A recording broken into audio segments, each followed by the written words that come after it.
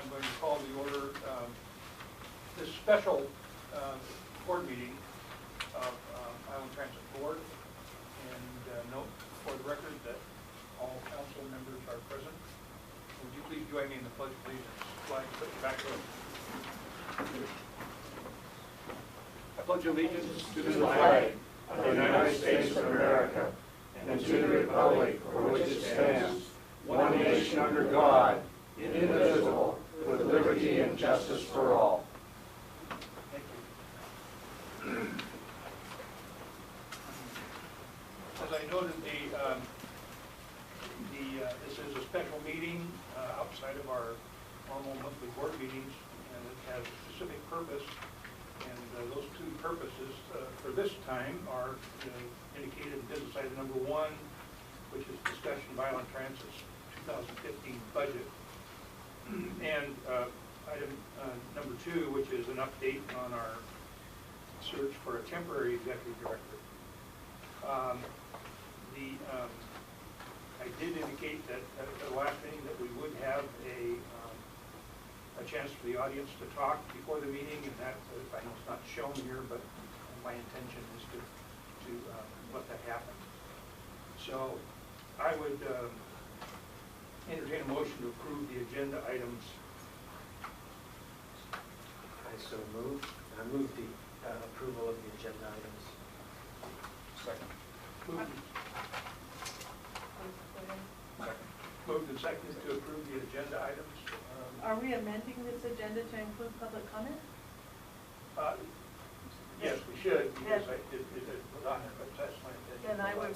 Should we start to put that first? I would be able to agree with the motion if it included the addition of the public comment period. We have that at the top. It would be just after the approval of the agenda. Right. Right. Right. Yeah. So with that friendly amendment, I accept it. I accept that. And the second? Okay, then moved and seconded to approve the minutes as, or the agenda as presented with the amendment that we have a public comment period. I would suggest that we limit the amount of time, or at least per person, Yes. to 2 minutes or Yep. some agreed upon time. So just so we All right. make sure My we idea do is 3 minutes. Okay. I think it's good to spell that out ahead of time. Yep. Good idea. Okay. Any further discussion on the motion? All those in favor signify by saying aye. Aye. Opposed? Unanimous. Thank you very much. All right, now we're got to that item of having a public comment period, and please limit your comments to 3 minutes each. And I would like you to if you can, stand up and state your name, because we're recording this and audio recording, and we need to have that for the record. I have 2 questions. First, I understand. Okay. First, I understand that there. I'm sorry. Could you indicate what your name is? Oh, Shelley Brunke. Okay. I live in Freeland. I understand that there's a meeting on October 24th, which is an exit meeting with the State Auditor's Office, and I wanted to clarify whether or not the public would be allowed to attend that meeting. Secondly, in terms of contracting, I just have a general question. How, in terms of the Department of Corrections and the furniture purchase, when we built this building, were we considered a nonprofit organization, or how did we qualify? Were we mandated to purchase our furniture from the Department of Corrections, or was it an optional choice? I'm reading this and it doesn't distinguish. So you may not be able to give me the answer right away, but I do need an answer to that. Were we mandated by law to purchase our furniture from the Department of Corrections, or because of our standing as a nonprofit, was it an option? So. And we can get you an answer to that question after this particular meeting. Okay. The first part of your question, I will answer. That on October 24th, which is a Friday, 2 weeks from now, we will have an open public meeting at 10 o'clock in the morning, I believe is the time, 10 a.m.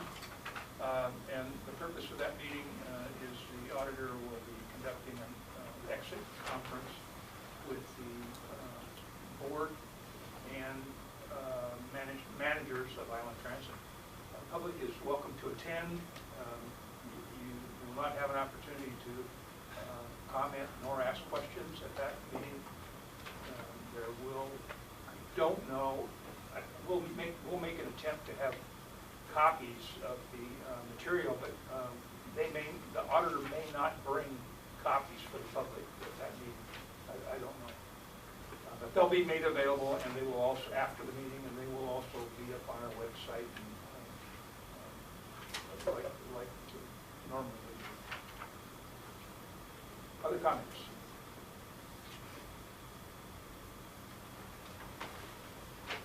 Yes. Good morning. Good Bruce morning. Freeman, City of Oak Harbor. In looking over, I looked at the budget this morning with the draft copy too. And in looking over the profit and loss budget versus actual over 2007, it appears that a lot of assumptions have been made as far as revenues. And in almost every year, those assumptions haven't come true. I hope that's not going to be the case this year, and it's more of a realistic budget. Also, in reviewing the budget items, I'm simply appalled at the amount of money that's being allocated to travel and meeting expenses. It's just unbelievable for one operation to have that. I mean, we're talking over $30,000, closer to $40,000. You've got to have dues and membership and meals and hotels and all that. I'll just say this. One of the first things that started in 2007 when I was still working was they came in and said, no overtime, period, no travel, period. If you want to belong to some organization, you pay your own freight or you don't. But you can't charge it to the budget. And to see that kind of a line item in there is so blatant, it's just unbelievable. I understand some things have to be done, but that amount of money, that's all I have to say. Okay. Thank you. Anybody else? Yes, in the back. Jeff Lauderdale, Coopville. I'd just like to make sure that when you're discussing your draft, that somewhere along the line you point out where the payment for your liability insurance resides in this budget. Yep. Thank you. Yes. And Name, please. I'm sorry, Gail Zalko, Perk. Good morning. I was, from looking at this, I would just ask that we consider, especially on page 1, anything that has to do with federal grants, income-wise. Because basically, I'll give you warning, I'm asking the federal government not to give Island Transit any more funds while the current situation is still going on. Okay, thank you. Anybody else?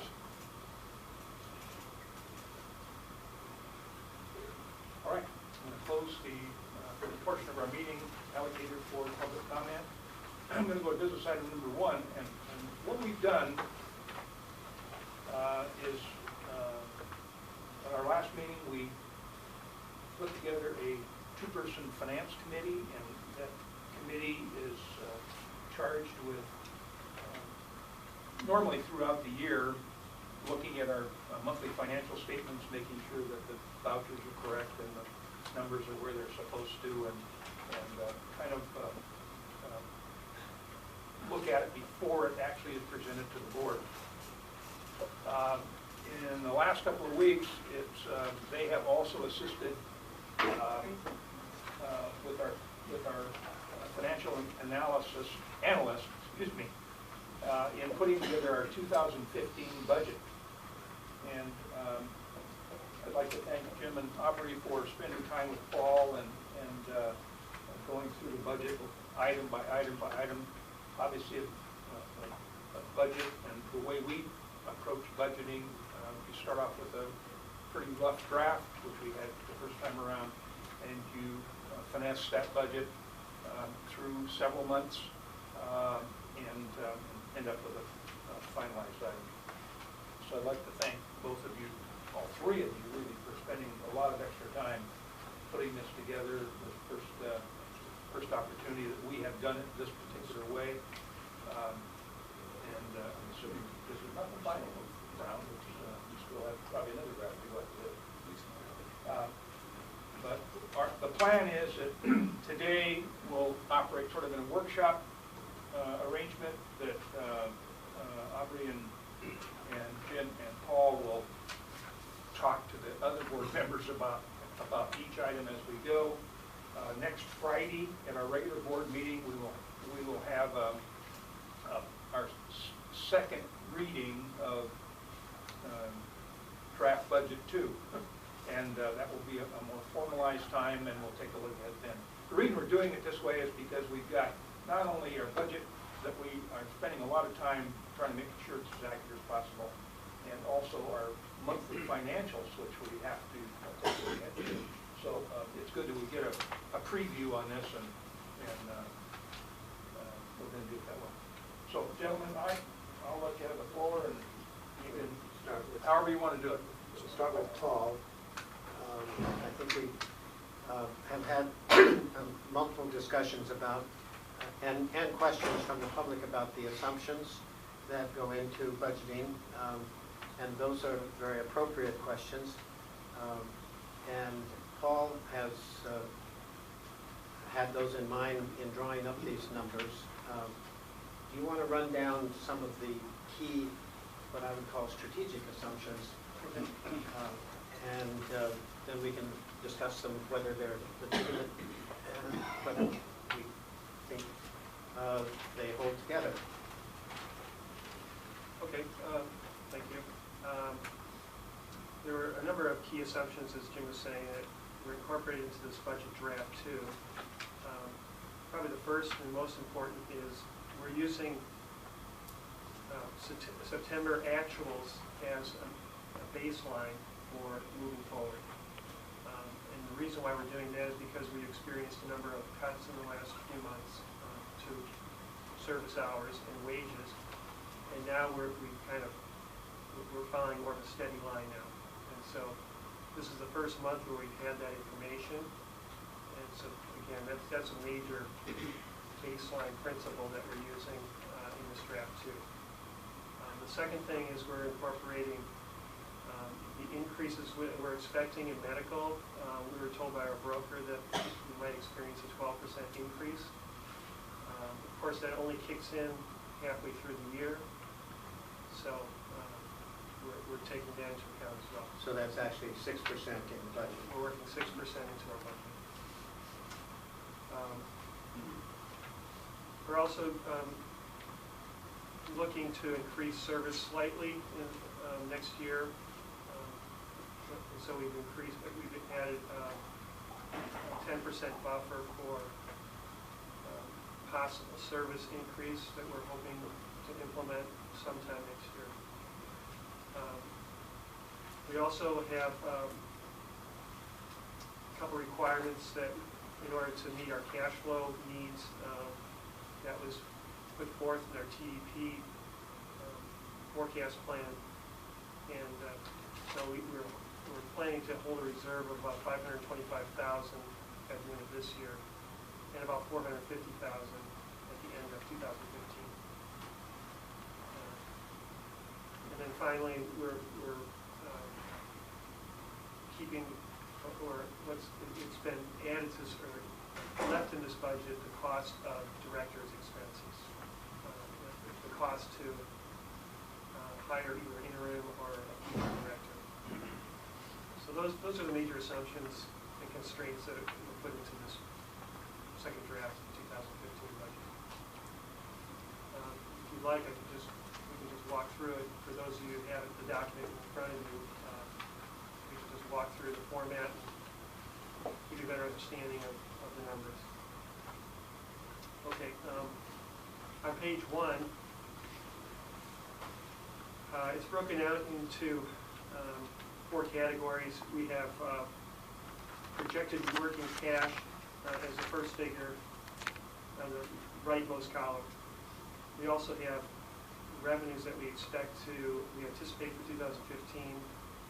We have expenses that we anticipate for 2015, and then reserves.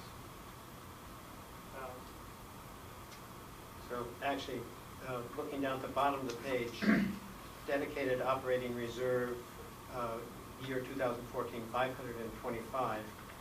That would be technically, we're hoping that's available also as of the first of next year, right? So that we would start the year with close to 600,000 in the bank.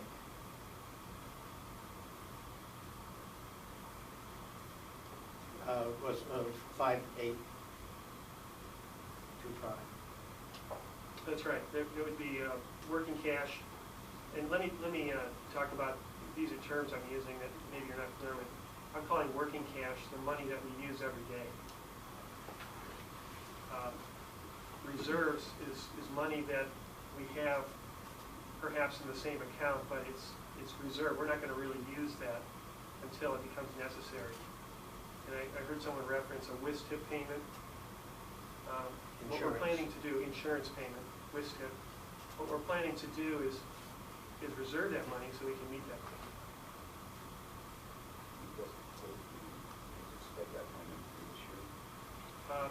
Our next WIS-TIP payment, which would happen in October of 2015, would be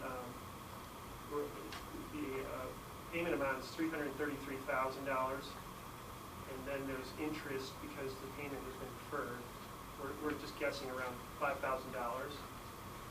and then there could be a rate adjustment on that as well based on actual mileage on the road. And that's standard procedure for an insurance agency to adjust those rates based on actual mileage. And so we anticipated maybe another $8,000 adjustment. So, you know, we're forecasting about $345,000 to be paid in October. October 2015. October 2015. The payments for 2014 have already happened. And that payment is figured into this budget, so that the projected working cash available at the end of 2015, if these projections are accurate, would be over 700,000. That's right. After the insurance. That's right. Paul, would that be under line item 100 under general operations or under admin of page Under 1 or 1? admin. It's under admin. The question was where is it in this budget? It's under 160. So that answers Yes, that's one of the where, questions. I just wanted to be sure you were Yeah. answering the question. The decision in reference to the deferment was made by who? I think finally the decision was approved by the WIS-TIP board. Right. This board of directors knew nothing about that arrangement. That's not true. So we were told in advance. You were told about you were told in reference to the 2014 payments and the payments that, due to the fact that we weren't able to make this year's insurance payment, we were told about the deferment, or in this case, the payments in March, May, and July. When was this board made aware of the 2015 deferment? Well, I think that's a part of the budgeting process, that they took a look at what projected cash flow, and this is a decision that was made a few months ago when they started the budget process, and worked with WISDA. I'm talking about the board. So when I call Right you now, right, well, you're No. going to approve this budget, right? At some point in time, I'm not going to approve this budget. this board is going to approve this budget. Part of this budget has been the deferment of the payment with the approval of our insurance carrier, which is a pool made up of 13 transit agencies, and it's been approved by them. It's okay to do. They understand why we're doing it. No, understand that.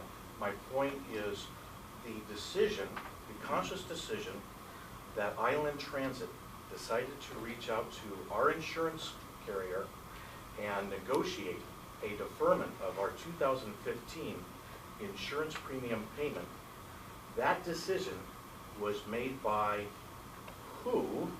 And the board was not aware, based upon my conversation with you on Tuesday afternoon, the board was not aware of the 2015. They were aware of the 2014. But if you wish to correct what you told me on the phone, was this board was not aware that we were not going to make our insurance premium payment on time in January of 2015, correct?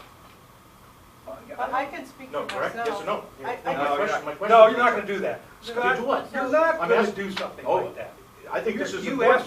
asked for explanation. I'm asking a question. It's not a yes or no answer. No, did this board make, yes, it is a yes or no answer. Would you let Helen? I'm asking you a Prescott question. explain?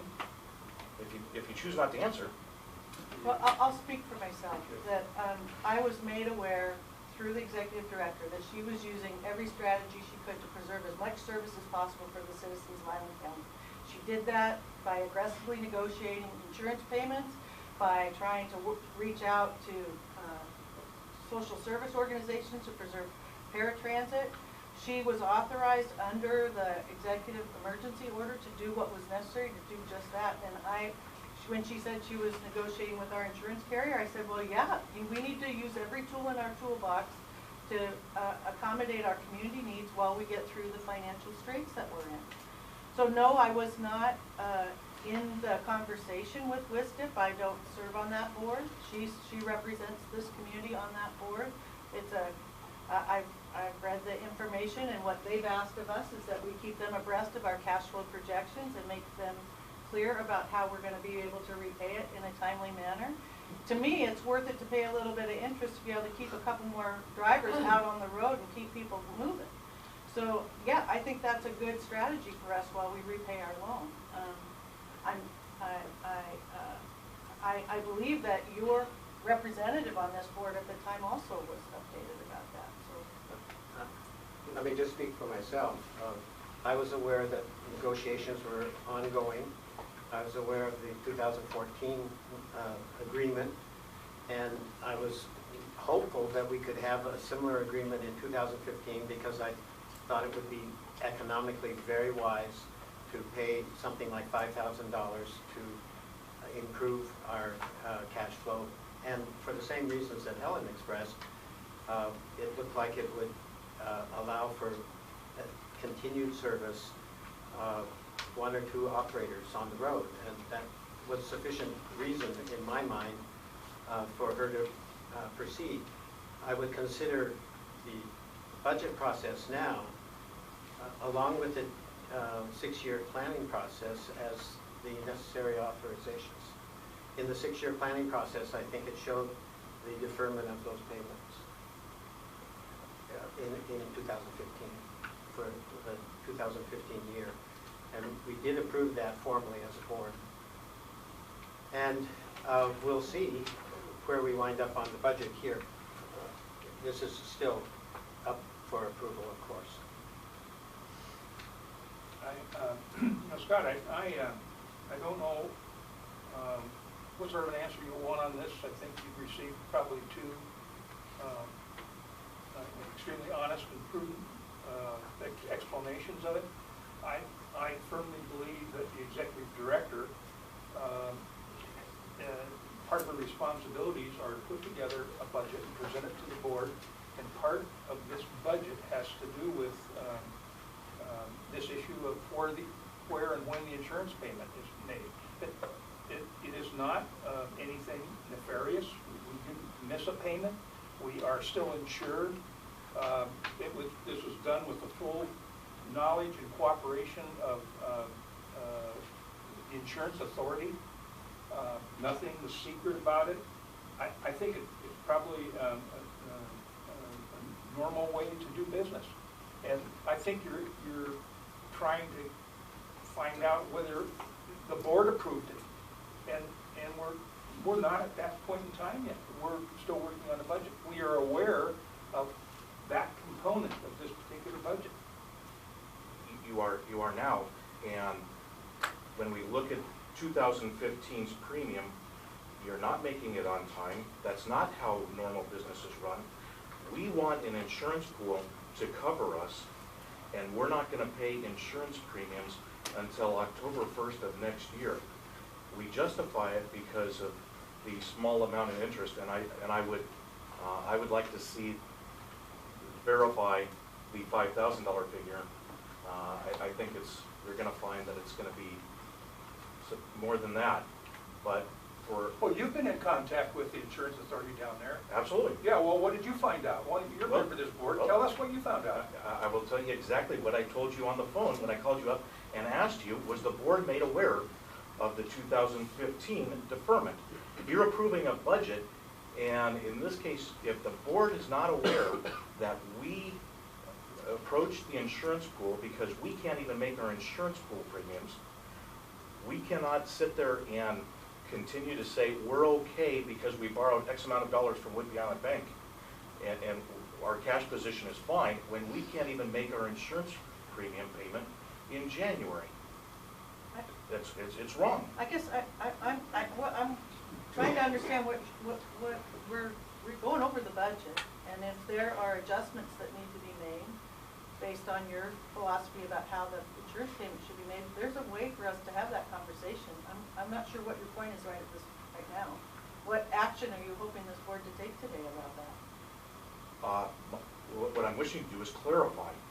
Well, When we clarify that when decisions are made, which are substantial decisions, a decision to not only defer an insurance premium pool payment that we cannot physically make in January 2015, and we've decided to get charged interest, and we're going to end up making a substantial payment in October 1st, and then turn around and be obligated to make another payment in January 2016.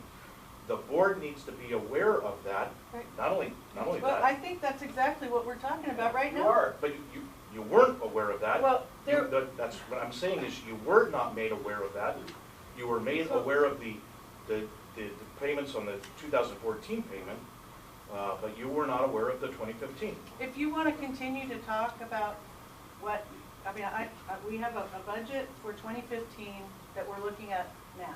I would ask us to try to focus on going forward and getting a budget that's workable based on the cash flow projections that we have now. We have much more information now than we had before. Can we move forward? Or do we have to keep? I would ask that we pay our bills. Well, We're still not paying our bills on time in 2015. The free insurance Well- payments made last year, you and I met about that, and we gave you the check numbers and the dates of payments for our three deferred payments. Were those made? So for 2014, payments were made on time, and I gave you that information, amounts, check numbers, dates. 2015, as Mr. Dudley is stating, is deferred to October. So there's a change in the timing of the payment. Will we still have insurance coverage? And we'll still have insurance coverage. The arrangement between our insurance entity and ourselves was just to defer that payment to October. Did any time last year did our insurance lapse? No, our insurance never lapsed. And it's not in the foreseeable future. I mean, we wouldn't allow it to lapse. I'm sure. Scott, I understand what you're trying, the issue that you think is extremely important. I understand it, you said it. We're in a budget process. We've made arrangements to defer a payment because it fits our cash flow. And the alternative, you should know what the alternative is. The alternative was we could make the payment in January of next year. We would have to cut a lot more service and a lot more employees. That is not something that management wanted to do. I don't think it's what this board wants to do. And for a few extra dollars in interest cost or carrying cost, it seemed prudent to make that decision.